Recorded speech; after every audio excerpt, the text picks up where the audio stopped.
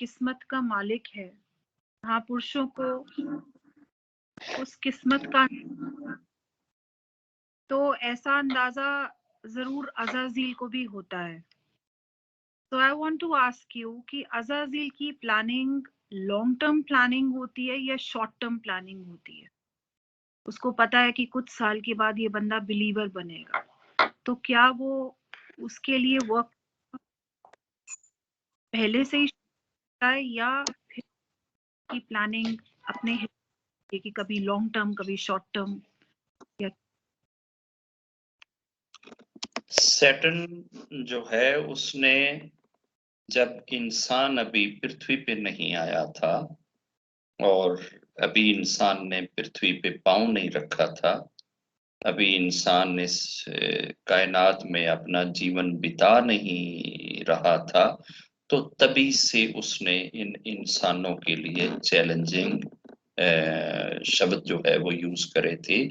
कि जिसकी वजह से रब से उसने जो आर्ग्यू करा था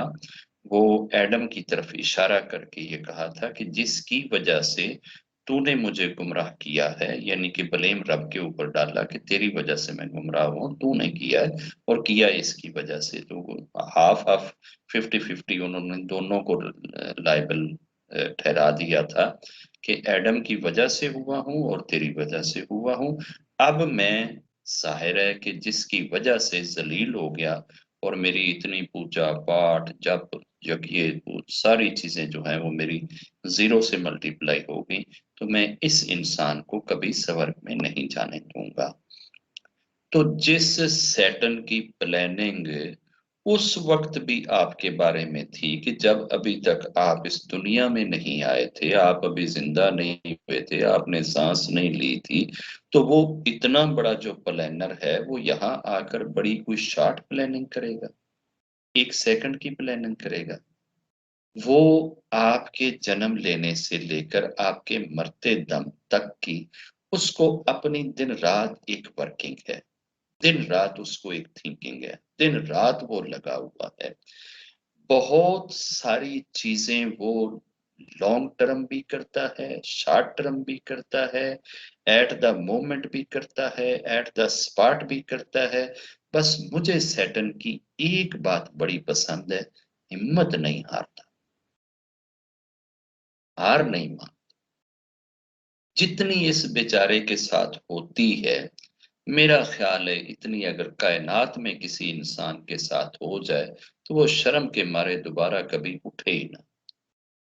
और इसको आज तक मैंने हार मानते नहीं देखा। इतना जिद्दी है, इतना अड़ियल है कि अभी तक अपनी उस डगर से पीछे नहीं हटा। ये क्वालिटी इससे जरूर सीखनी चाहिए, ये लर्निंग इससे जरूर लेनी चाहिए कि यार अपनी एफर्ट तो कदी बाज ना आवो,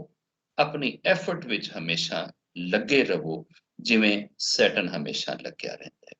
तो सैटन आपके खिलाफ हर लिहाज से प्लानिंग करता है, एक एक सेकंड की प्लानिंग भी कर रहा है, एक एक मिनट की प्लानिंग भी कर रहा है, दिनों हफ्तों सालों की प्लानिंग भी कर रहा है, आपकी पूरी लाइफ की प्लानिंग भी कर रहा है। वो हर लिहाज से अपना जाल बिछाएगा कि आप किसी न किसी स्टेज में, किसी न किसी जगह पे आप उसके हत्थे चढ़े। जिस तरह ज्यूज जब किसी के बारे में प्लानिंग बनाते हैं ना, तो ज्यूज हमेशा फोर्थ लेयर में प्लानिंग बनाते हैं कि अगर प्लान नंबर 1 फेल हुआ तो प्लान नंबर 2 को एग्जीक्यूट करो, अगर प्लान नंबर 2 भी फेल होता है तो प्लान नंबर 3 एग्जीक्यूट करो, प्लान नंबर 3 अगर फेल होता है तो प्लान नंबर 4 को एग्जीक्यूट करो। तो सैटर्न के पास प्लान नंबर्स के आगे ना इन्फिनिटी है। ये प्लान नंबर इतने बनाता है, इतने बनाता है कि अगर ये फेल है अगला लगा दो, वो फेल है अगला लगा दो, वो फेल है अगला लगा दो, वो फेल है अगला लगा दो। तो ये कहीं भी एंड नहीं करता अपनी एफर्ट्स में। रब ने जो उस वक्त इसे ये जवाब दिया था, वो रब ने ये जवाब दिया कि तू मेरे सिंसियर और मुखलस बंदों पे कुछ नहीं कर सकता, और बाकी जिन पे तू करेगा उनके लिए मैं तौबा का दरवाजा हमेशा के लिए खोल के बैठा रहूं। अब जिनके ऊपर इसका बस नहीं चलता, जिनका ये कुछ बिगाड़ नहीं सकता, वो तो रब के नेक और बरगुजीदा और पारसा और पवित्र लोग ठहरे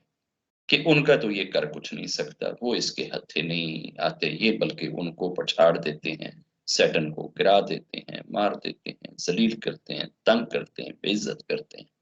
और जिनके ऊपर बस चलता है, उनके लिए रब ने इतनी बड़ी एक सेंक्शन दे रखी, इतनी बड़ी छूट दे रखी है कि मैं मरते दम तक उनके लिए तौबा का दरवाजा खोल के रखूंगा।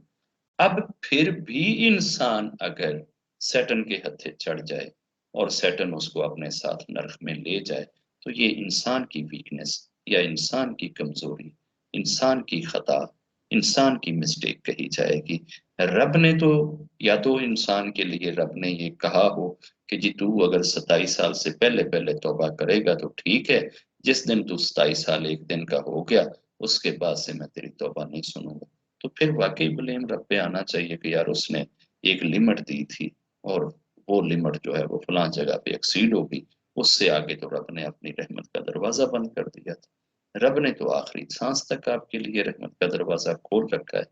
अब बंदे के ऊपर मुनहसर है कि वो अपने रब की उस रहमत को कहाँ तक, कितना, कैसे यूटिलाइज करता है। रब से दुआ है कि हमें वो सैटन की हर प्लानिंग से बचा के रखे और हमें इतना कर्ज हौसला और right wisdom, right decision, right thought, right विश्वास, राइट फेथ दे कि हम करोड़ों सैटन्स को भी पछाड़ कर अपने रब की तरफ चलने वाले रास्ते से कभी ना रुके। जय